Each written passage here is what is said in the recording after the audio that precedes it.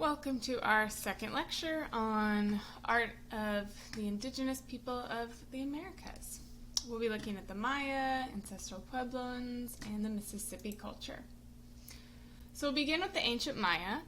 Please note, though, that the Maya people still very much exist, that these people aren't extinct. We're just looking at the peak of their civilization.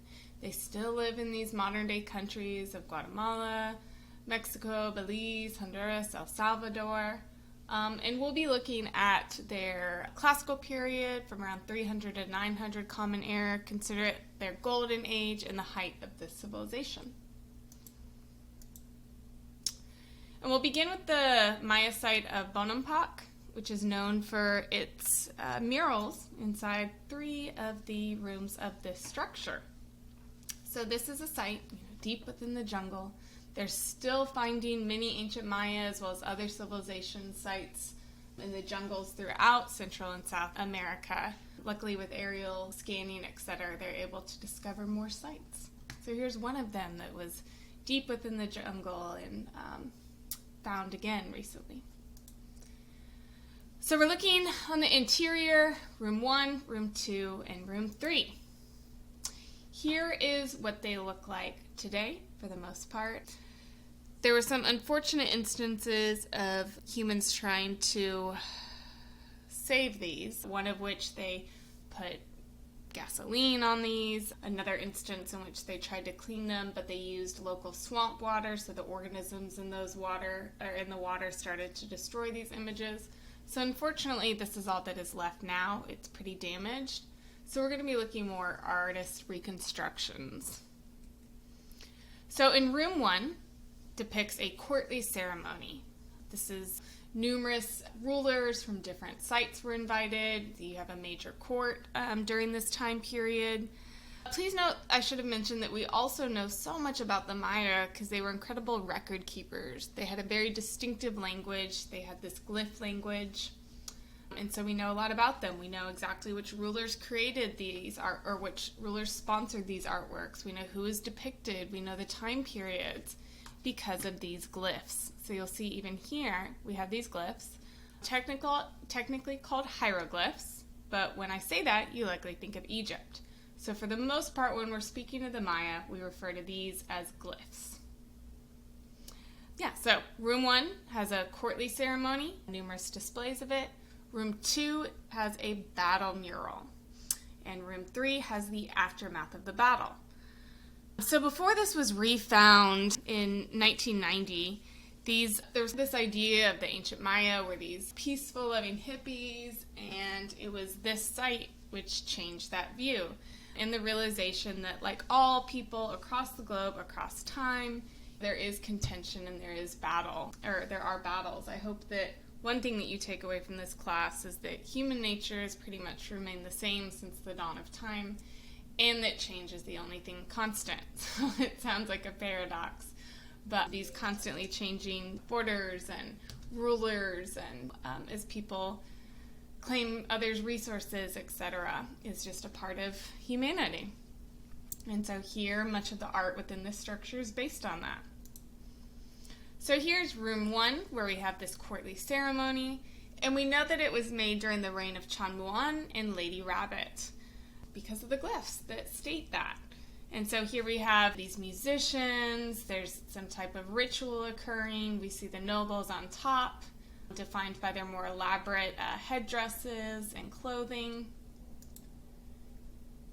And we're going to skip ahead to room 3, where we see the aftermath of the battle, where Chonmuan is first celebrating. Consider how these motifs are very similar to what we've seen. He's in this elaborate decorative throne. He has this elaborate headdress. He's wearing distinctive jewelry. And we see this pellet of a jaguar. So throughout this region, jaguars are your primary predator. And just like what we've seen across the globe, this idea of conquering the wild is seen as a way to help illustrate your own power. So we see how he is wearing the pelts, etc., of this conquered beast to show his own power. And we're going to look at this scene specifically of this sacrifice. So, arguably, every religion has an element of sacrifice to it. Be it that major key figures are sacrificed. Think of like the beginning of Christianity with Jesus, the founder, was sacrificed himself for the greater good. In other religions, there's stories of heroes who have sacrificed themselves for the greater good. And then there's other religions, and throughout the ancient world, and even through today, Islam, that there are sacrifices made for the greater good. And so we see that here as well throughout Central and South and other areas of the world that we've studied of this idea of sacrifice. And so we talked about think back to the ancient Near East and how after war, there wasn't this concept of prisoners of war and taking care of them. Instead, those who were conquered became captives and usually were used for labor. However, in ancient Mesoamerica and up through the Aztecs, these conquered people were used for sacrifice. So to the Maya, it was essential that sacrifices must be made, human sacrifices specifically, for the sun to rise, for life to exist. This is ingrained within the culture, that sacrifice is an appeasement to the gods for life to continue in every aspect of it, from the sun rising to good crops to the rain coming down, etc. And so here we see this scene where the captives are participating in this sacrificial ritual, where they're being sacrificed, and there's this idea of bloodletting. Now, artistically, we can, hopefully by this point, you can recognize our conquerors, the Maya, where they look very regal, they're in these decorative, elaborate garments and headdresses, versus those who are captives. They're mostly nude, they look quite wild, and consider how the positions of their body, their postures are all very contorted and hunched over to emphasize the power of those who were the conquerors. And so we see this sacrificial scene in which the blood of those who lost is being, it's called bloodletting, is being released to appease to the gods. And so this is a major component with understanding ancient Mesoamerica. And we're going to see this play out with the Maya city of Yaxchiquilán. So we're going to look at structure 23 and looking at the lintel pieces that are in the doorway. So remember our concept of the post and lintel. We're going to be looking at lintels that were right above the doorway as you enter into this structure. So these low relief carvings. Looking at lintel 24 and lintel 25. So not only was it necessary to sacrifice the blood of those who you conquered, but it was a major role of the elite, of the nobility, of the king and queen to also sacrifice their own blood for their people. And so here we see the depictions of that.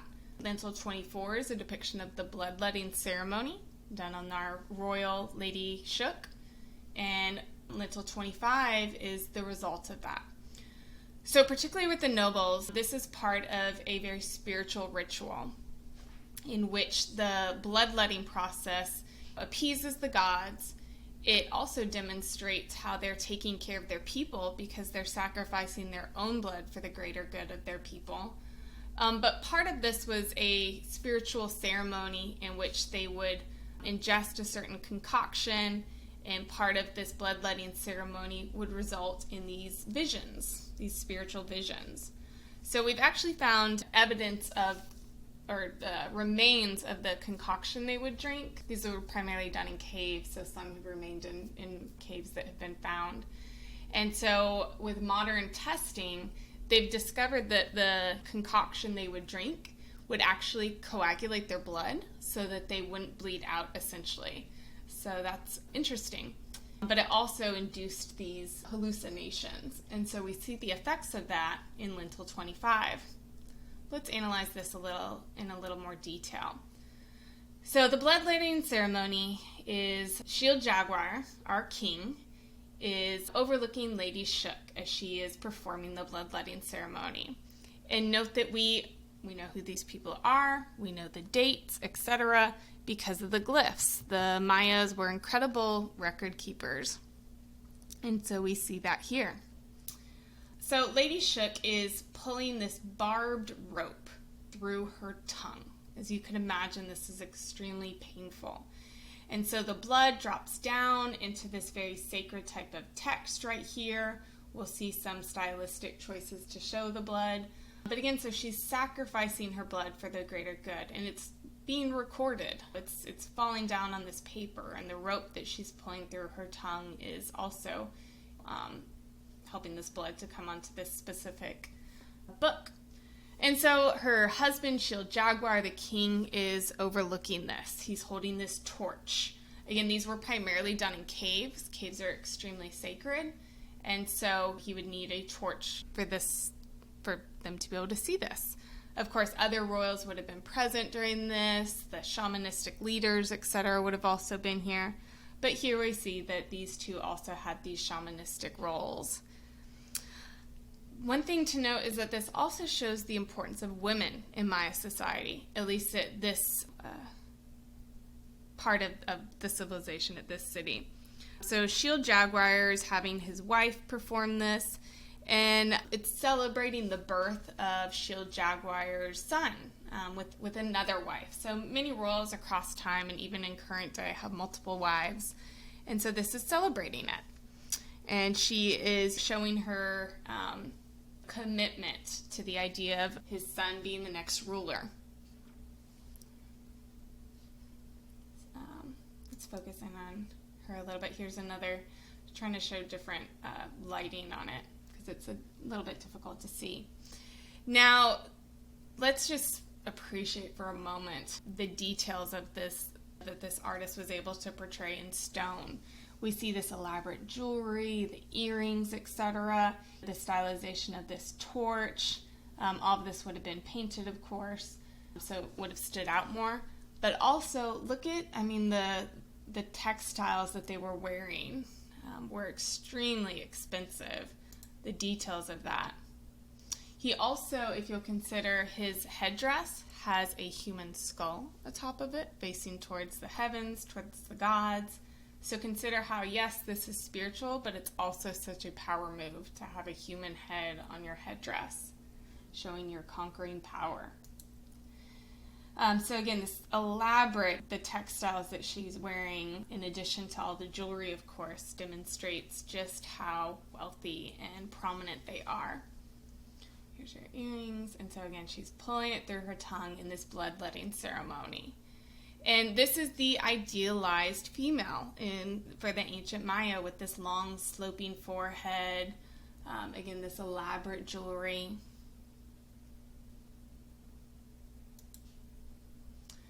Now on that book beneath is this little cross hatching that we see here represents blood. So the droplets of blood are coming down to really illustrate how she too is releasing her blood for the greater good. Details of the textiles and just the craftsmanship that went into creating this lintel, where we can see the frayed ends of the fabric, the details. So here's lintel 25, where this is the result of this spiritual experience. So not only the concoction, but of course the pain of that bloodletting, all of which contributes to this hallucination in which they have this vision serpent. So again, that motif of the serpent is so important to Mesoamerica, where out from this serpent emerges one of her ancestors. So whomever she called forth during this ceremony came to her. You can see her looking up, look at her holding this book that we were just paying attention to, where she's showing that she has released this blood, that she participated in the bloodletting ceremony. And so that enables her to commune with her ancestors. Here it is up close. Looking up at it in this moment of she's in this spiritual realm, essentially, that she is connected to her ancestors. Oh, I should have mentioned the little droplets of blood that have gotten everywhere marked by that cross-hatching. So here we have bloodletting and leading to the vision serpent. Shield jaguar, lady shook.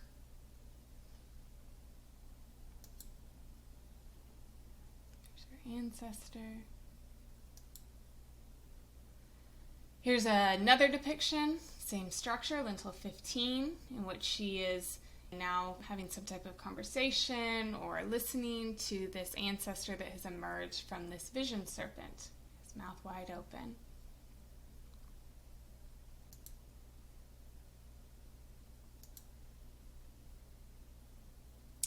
There ends until 24 and 25. Now, before we transition into North America, I want to talk about the importance of the ball court within ancient Mesoamerica. Even the Aztecs, up through the more modern era of our 1500s, played this ball court. And so we find them across Mesoamerica and even into part of North America. Over 1,500 ball courts have been found. We don't know the details exactly of how this game was played, but we've been able to pick up some of it from what remains. So one of the aspects is the ball will go through this hoop on the walls. We have a basic idea through the art that's been left behind. So from sculptures to paintings to reliefs, we know that it was important. And they played with these very heavy rubber balls. And in fact, we have some that have been left behind. So here it would go through these quartz. But within these rubber balls, you would often have a human skull. So part of the idea of this ball court is the ball is going back and forth. And so associate that with the idea of like the sun and the moon. And that this ball is mimicking that same movement of the sun rising and setting, the moon rising and setting. And so the idea of sacrifice is playing out yet again, that this is necessary for life to exist, for the world to continue, the cosmos to continue. And so part of not only was the bloodletting ceremony important, or that any captives would be forced to participate in this bloodletting ceremony, but oftentimes they would place the skull of captives inside these rubber balls. And there's other instances, like later with the Aztecs, of how you would make these conquered people play this ball game, and the team that loses would be the team that was sacrificed.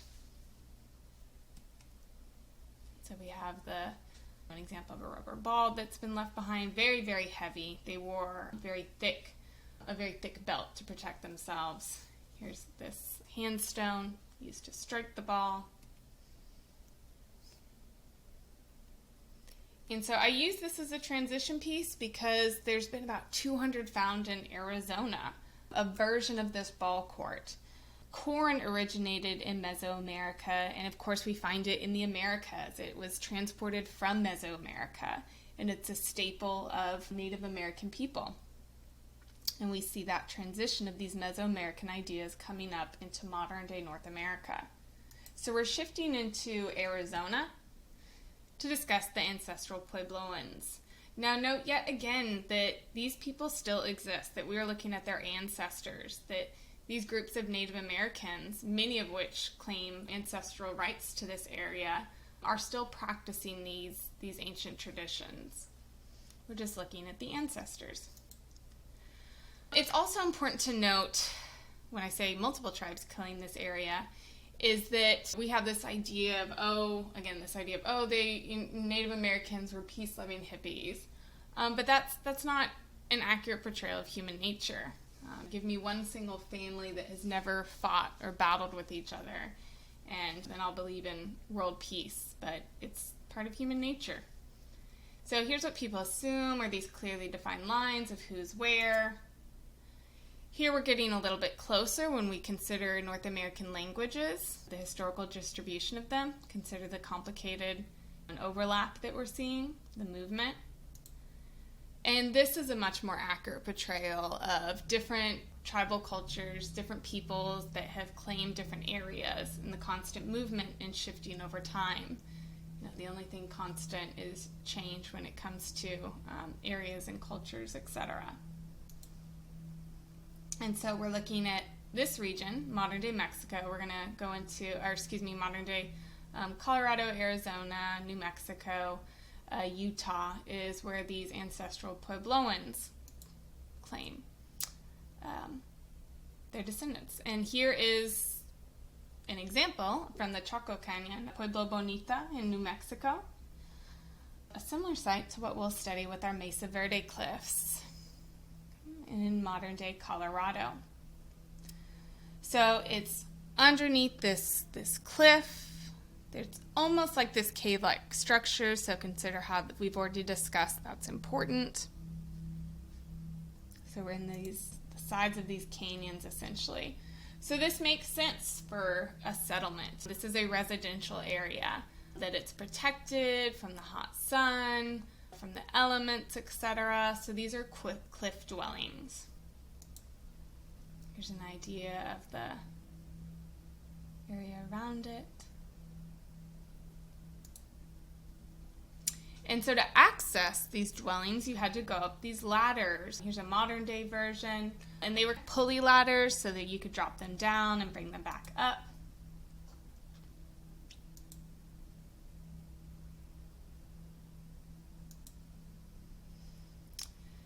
So 26 modern tribes claim their ancestry with Mesa Verde. So here's what I mean with that complicated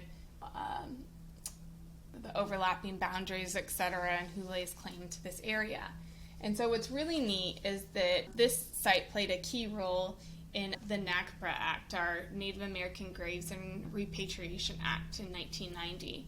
So when this was discovered by cattle ranchers in the late 1800s, unfortunately there was a lot of looting that occurred. It started this whole fad with selling ancient Native American grave goods. And so these sacred graves were looted, and the goods were sold to various people and museums across the world, etc.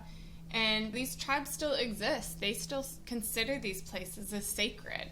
So this isn't like when we were talking about all the grave goods found in ancient Egypt and the ancient Near East, because there's no modern people who have claimed a direct descendancy to those burial sites.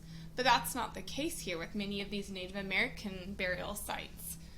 They still have claims to this area. And so it was looting. It wasn't an archaeological dig by any means. So luckily in 1990, NAGPRA was created, in which many of these goods were returned, and they were reburied in these private spiritual ceremonies. And so their ancestors could attend the reburial of these grave goods and their ancestors, the remains of their ancestors. So here's one site. So let's talk about the idea of this kiva. And that is this lower hole-like dwelling. So there's about 25 kivas here, provide shade. As you dig deeper, it becomes cooler. And so it helps to keep them cool during the hot months, but then you also have a space for fire to keep you warm during the winter months. It helps to insulate this area. Oh yeah, the carefully laid stone that we're looking at all would have been plastered with adobe. It's this mud and straw material. And so here's an example of the roof that would have covered these kivas. Go.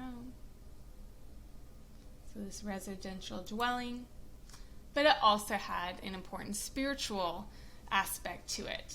So we see this fire pit, deflecting it, a vent, etc., support for the roof. But I want to draw your attention to this hole, the sipapu, because it symbolizes the portal where their ancestors came from.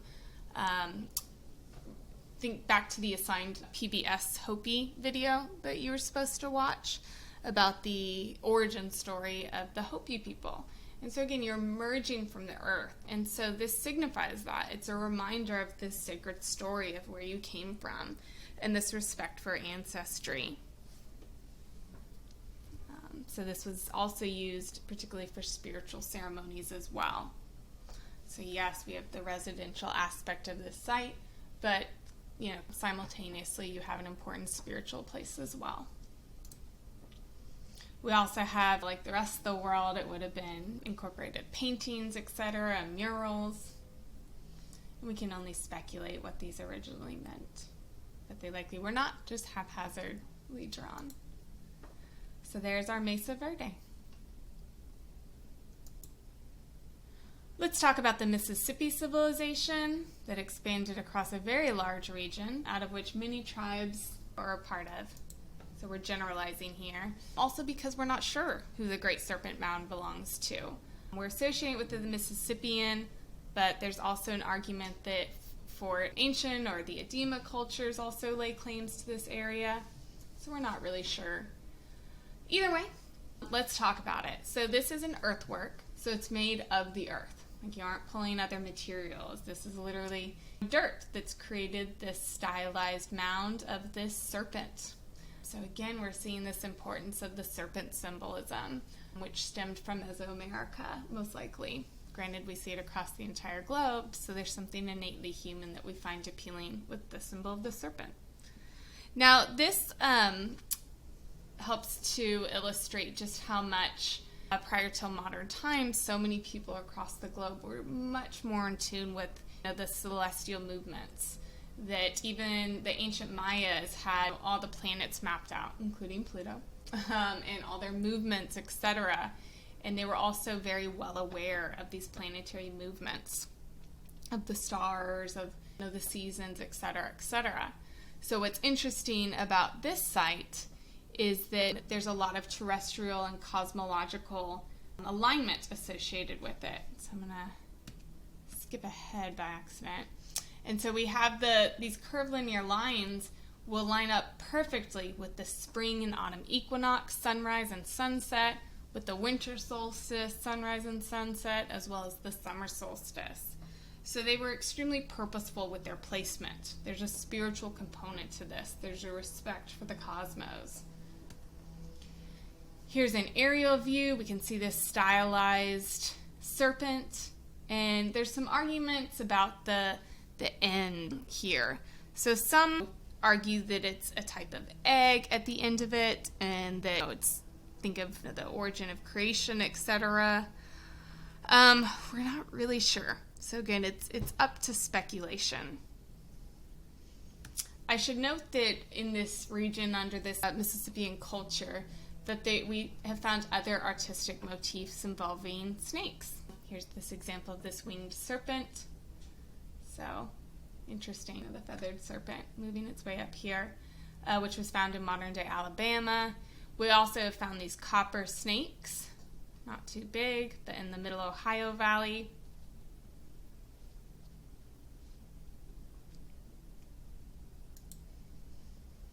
They've also been able to trace that this was made shortly after Halley's Comet passed over, and so perhaps this was made in relation to that, so you could argue that this isn't an egg, but somehow relative to or related to the comet that passed over, which would have been quite a spectacle, quite a big deal. But otherwise, we don't know, but it shows this, perhaps this movement from Mesoamerica of symbolism, as well as this reflection of the serpent being important across the globe.